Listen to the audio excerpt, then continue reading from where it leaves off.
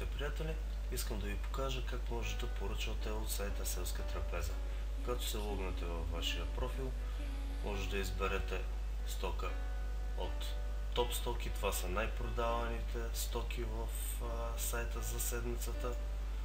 Можете да изберете производител от картата или може да търсите по ключова дума, примерно на худ, и ще ви излязат всички ферми, които в случая в момента предлагат този продукт. Маркирани са в оранжево и са написани отдолу, като избираме едната от фермите.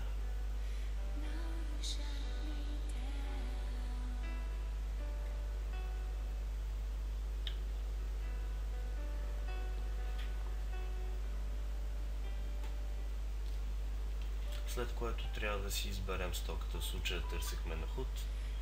Тук в този чекбокс трябва да окажем какво количество искаме. Може да е 12, 1, след което трябва да натиснем кошничката и продуктът се качва в моята кошница.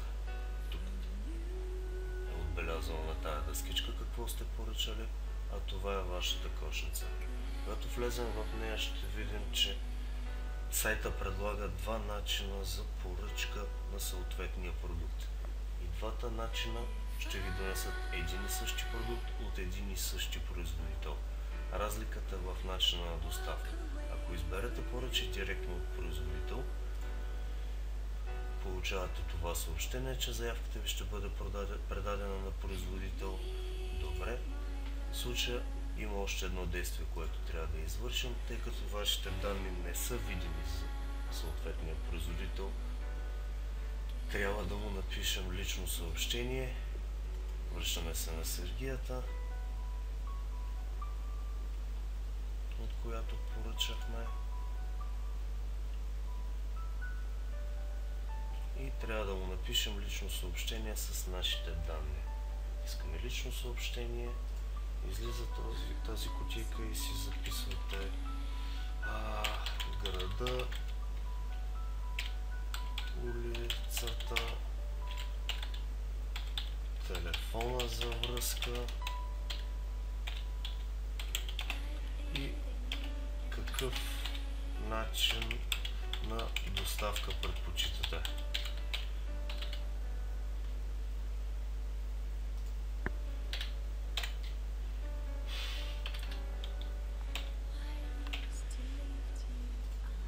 След като изпратите това съобщение на производителя, той трябва да се свърже с вас и да уточните взаимно как ще получите вашия продукт.